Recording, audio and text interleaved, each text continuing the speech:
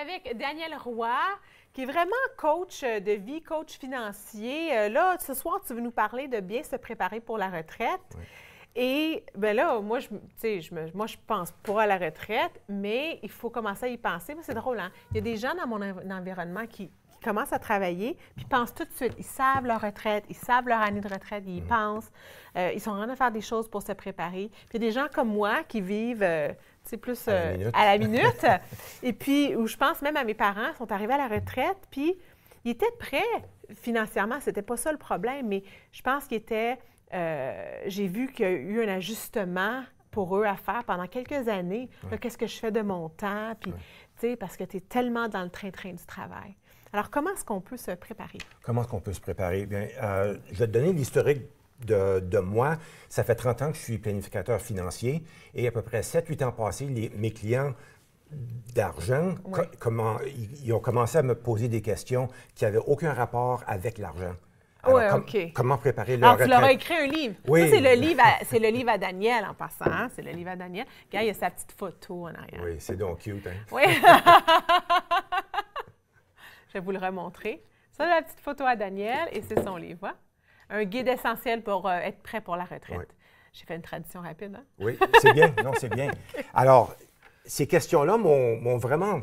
Tu voulais les aider, là? Oui, puis je ne pouvais pas. Alors, je commençais à faire de la recherche sur c'était quoi les préparatifs nécessaires pour faire une bonne transition à notre vie après le travail. Alors, de fil en aiguille, on est arrivé à un point où il a fallu que j'aille chercher d'autres certifications. J'en ai plusieurs sur ma carte d'affaires. J'en ai 8, là, et puis il y en a d'autres qui s'ajoutent. Mais quelle certification que tu es allé chercher pour répondre à cette question-là? C'est un coach de vie, mais spécialiste pour la retraite. Ah, OK. Alors, OK. moi, je combine le coaching de vie avec le secteur financier, les deux. Alors... c'est très important.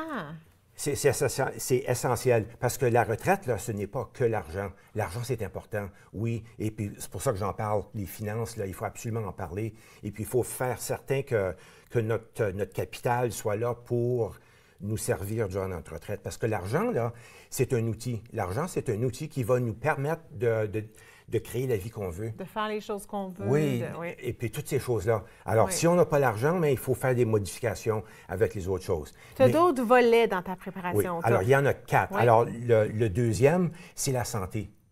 C'est la santé. Non seulement la santé physique, la santé spirituelle, mentale, tout ça mis ensemble. Tu as beaucoup de chroniqueurs qui viennent ici, ils nous parlent de la santé. C'est super important de prendre soin de soi. Hein, on apprend tout le temps quelque chose. Oui. Hein? Puis c'est une pratique.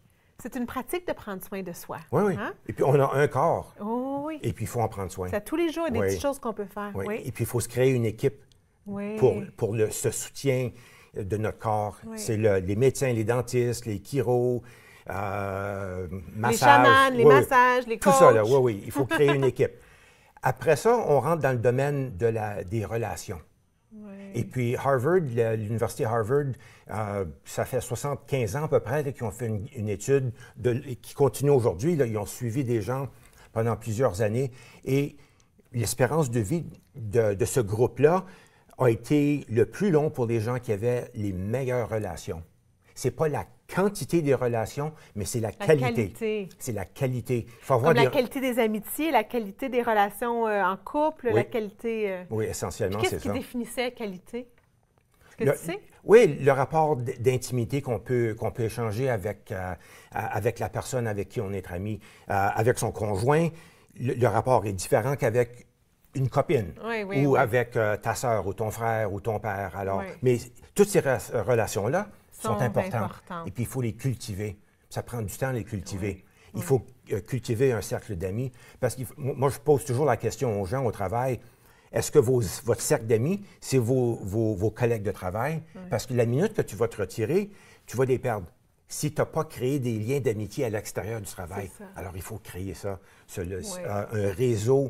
C'est pas un gros réseau, mais il faut que ça soit de qualité. Oui. Ah, moi, tu décris ça, puis j'ai tellement un beau réseau, je me sens tellement choyée dans ce domaine-là que je ne peux pas imaginer passer à travers les belles étapes de la vie sans ce beau réseau-là. Oui. Donc, c'est la même chose quand on vit une retraite, de passer. C'est une étape. C'est une transition. La retraite, Le mot retraite, c'est la transition de travail à non-travail. C'est une autre phase de notre vie et puis il faut que ça soit bien planifié, ça. Il faut avoir une feuille de route. Il faut vraiment y penser. Et moi, ce que je pose toujours à mes clients, c'est quand tu avais 12 ou 13 ans, là, à quoi tu rêvais de faire? Et puis, est-ce que tu as réussi à accomplir tes rêves? Sinon, là, c'est peut-être le temps à la retraite là, de sortir ces rêves-là et de les mettre en pratique. Aller vivre ça, aller voir, chercher de nouvelles expériences, aller voyager. Est-ce qu'il y a de tes clients qui ont fait ça? Oui.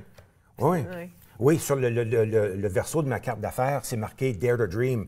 Il faut vraiment là, rêver et puis vivre pleinement de la vie. Parce qu'on s'entend qu'après la retraite, il reste encore plein de temps. Là, si on est choyé d'avoir une longue vie, donc en santé, il reste quand même du temps là, pour faire des choses. Alors, de rester à la maison à rien faire, on va vieillir. Oui, on va s'ennuyer. On va s'ennuyer. À mourir. Le maire Watson, cette année, il va envoyer des certificats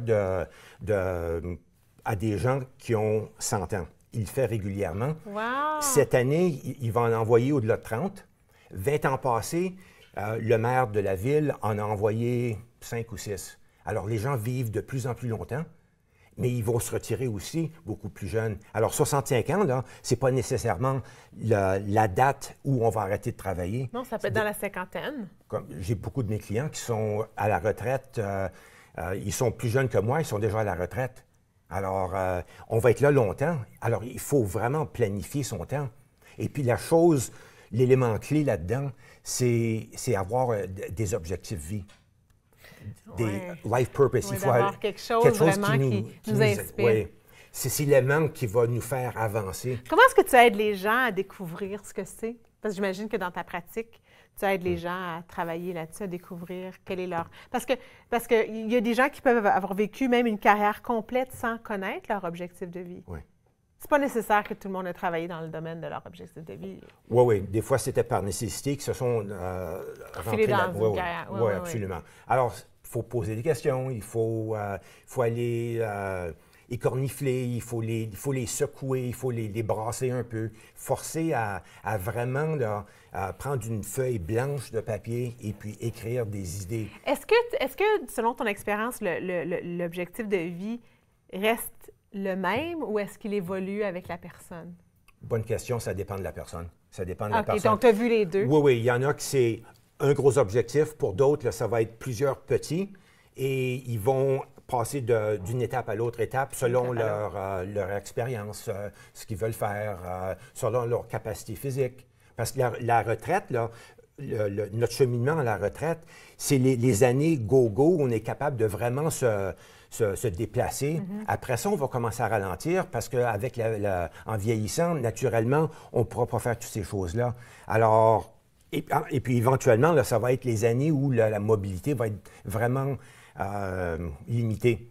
De plus en plus. De plus en plus. Oui. Alors, il faut échelonner, il faut comprendre ça, ces étapes-là, et puis il faut avoir des trucs à faire dans chacune de ces étapes-là. Alors, c'est pas toutes les faire là, la minute que tu prends ta retraite. Bien, c'est ça, justement, pendant que tu parlais, je me disais, si on s'occupe de nos 4 piliers tout au long de notre vie, arrivé à la retraite, notre base est solide. Oui. Tu sais, nos finances, nos relations, notre santé, on a réfléchi sur notre raison d'être. Oui. On ne commence pas, justement, le lendemain qu'on est à la retraite.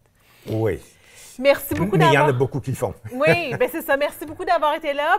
Plus d'informations, yourretirementcoach.ca pour rencontrer Danielle Roy. Restez là après la pause. On jase avec les filles et on parle de tradition. Soyez là.